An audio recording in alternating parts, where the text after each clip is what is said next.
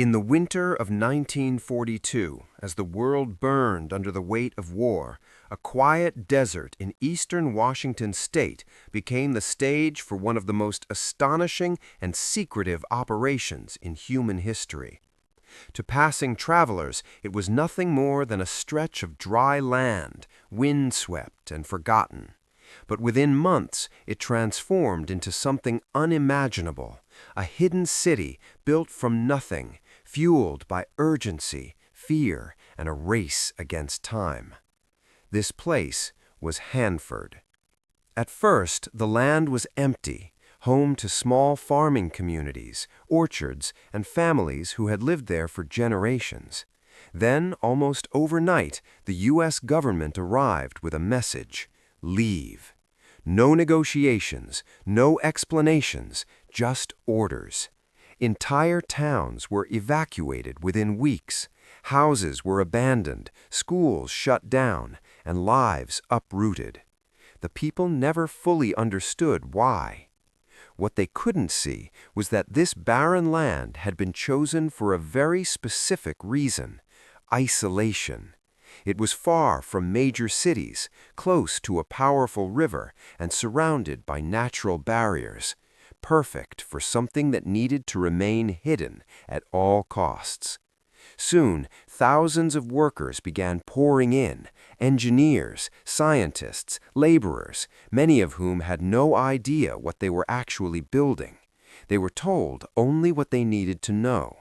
The project was divided into compartments so tightly controlled that even those working side by side often had no clue what the others were doing. Within a year, a fully functioning city emerged out of the desert. But this was no ordinary city. There were dormitories. After years of relentless work, Hanford achieved its goal. The plutonium produced there was shipped in guarded containers to another secret location, where it was transformed into a weapon. That weapon would later be used in one of the most controversial and devastating moments in history. When news broke of the atomic bomb, many workers at Hanford were stunned. They had helped build something, but they hadn't known what it was. Some felt pride, others felt horror.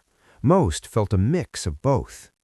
For years, the truth remained buried under layers of classification. Hanford continued to operate during the Cold War, producing even more nuclear material as tensions between superpowers escalated. It became one of the most important and dangerous sites in the country. But with that importance came consequences.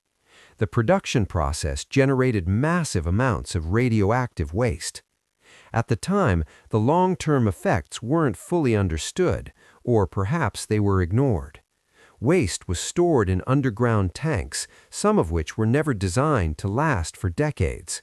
Others leaked slowly into the surrounding soil and groundwater. Workers were exposed to radiation levels that would be considered unacceptable today. Nearby communities began reporting unusual health issues, but again, information was limited. Questions were often met with silence. It wasn't until the 1980s that the full scale of the environmental impact began to surface.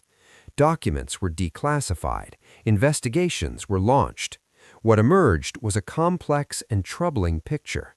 A place that had played a crucial role in ending a global war, but at a significant cost to both people and the environment. Cleanup